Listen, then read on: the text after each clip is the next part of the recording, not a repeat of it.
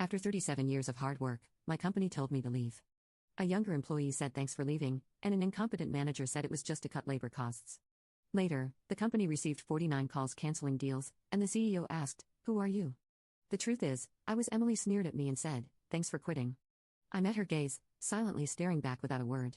"It's about cutting labor costs. We don't need a hag who exploits overtime pay at our company," she added, clearly pleased with herself. Tom seemed satisfied, too. A week later, I received a call from the company. As soon as I picked up, the president's voice came through the line. "Who exactly are you?" he demanded. I laughed mockingly at his words. "I'm Lily Johnson," I replied. "I turned 59 this year and have been working at this company for 37 years since graduating from college. Our company employs administrative scriveners, social insurance labor consultants, and tax accountants to handle clerical work for our clients. This is particularly popular with company presidents who run their businesses alone and lack time for administrative tasks. We take care of those tasks for them." I worked in the tax department. I had earned my bookkeeping and tax accountant qualifications during college, which is why I joined the company in the first place. Currently, I manage 45 clients, which keeps me extremely busy. Although a part-timer helps with the accounting entries, the workload is still overwhelming. However, I refuse to show any weakness. Our clients have been with us for a long time, and many have faced their fair share of hardships. Seeing them deal with adversity motivates me not to give up. So here I am, sitting in front of my computer again today. Lately, I've been troubled. Tom and Emily have been subjecting me to insidious harassment. Tom, who is 7 years younger than me, is the head of the tax department. He used to be just a regular colleague, but his attitude changed drastically 3 months ago when he got promoted. He used to speak politely, but suddenly he started talking down to me. "Lily, what are you doing? You've got some nerve slacking off during work hours," he'd say, always either sarcastic or complaining.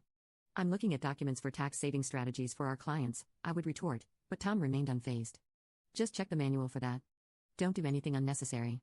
And if you end up working overtime, don't expect to get paid for it."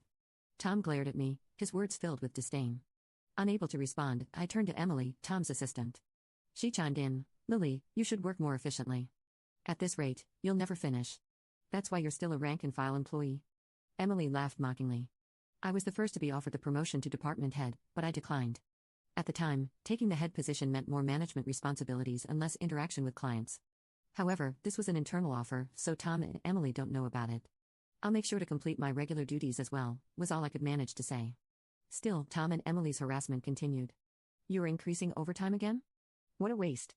Tom's angry voice echoed through the office. "Lily, cut it out. Your constant overtime is dragging down the whole tax department's performance." Emily sighed. The reason for yesterday's overtime was simple. Tom had accumulated a month's worth of declaration forms that needed to be filed by the end of the month. After work yesterday, Tom suddenly said, "Take care of these," and left several client files on my desk. I turned when I saw the files. "Wait, these all have deadlines this month, right?" I asked, confused. By then, Tom was already nowhere near. Looking for him, I saw he was already packing up at his desk. "I'm heading out."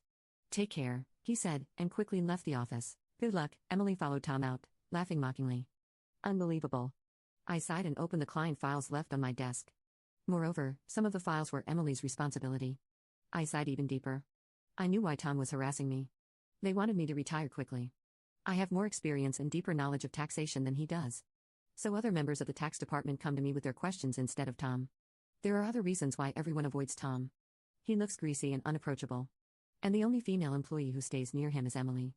Tom likes young women, which is probably why he wants me to retire, so the other female employees will rely on him more. It's such shallow thinking, it gives me chills. There's also the fact that he simply doesn't like me. Emily was harassing me to curry favor with Tom. Tom evaluates the performance of the tax department, so she probably wanted to undermine me to get a good evaluation from him. Anyway, I have to manage these declarations. Not only do I have to prepare the tax declarations for my assigned companies, but it looks like I won't be able to finish today's work, either. But if I try to claim overtime? I resigned myself to the prospect of unpaid overtime, knowing I'd only get complaints from Tom and Emily. Then one day I was suddenly called into the president's office. Our company had just undergone a change in leadership. The president's father, who had managed the company since its founding, had recently fallen ill and handed it over to his son. The new president had worked elsewhere and wasn't fully familiar with our operations yet, but he had little choice in the matter. "Excuse me," I said. As I entered the president's office, I noticed Tom and Emily were already there, both with unpleasant smirks on their faces. "Why are Tom and Emily here?" I muttered quietly to myself in this tense and strange atmosphere. The president spoke. "Lily, we'll need you to resign by the end of this month." "Excuse me? What do you mean?" I asked, my mind spinning. I've heard from Tom and Emily that you've been overbilling for overtime, the president explained. Other members of the tax department only have about 15 hours of overtime per month. But you're already over 80 hours. Don't you find that odd? Tom and Emily have zero overtime this month. Impressive, right? He looked at me sternly.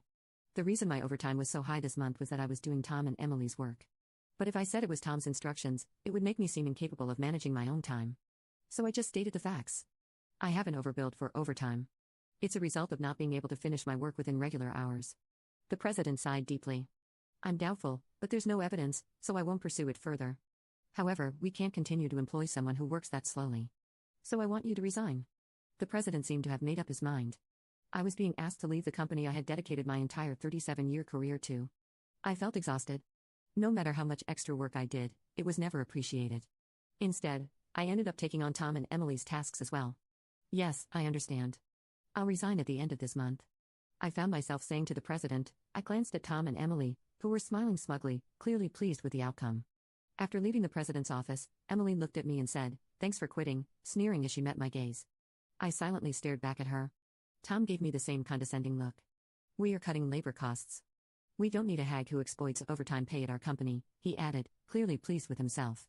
While watching the two of them chatter cheerily, I thought about the handover process and began creating the handover documents for all my clients. Of course, I didn't miss saying goodbye to the people I was handing over to. For the clients I couldn't meet in person, I sent letters informing them of my successor. A week after I resigned, I was finally relaxing at home. I had been busy with the handover until my last day and had been extremely busy even before that. A little relaxation seemed well deserved. Just as I was thinking this, my mobile phone rang. Follow us for part 2.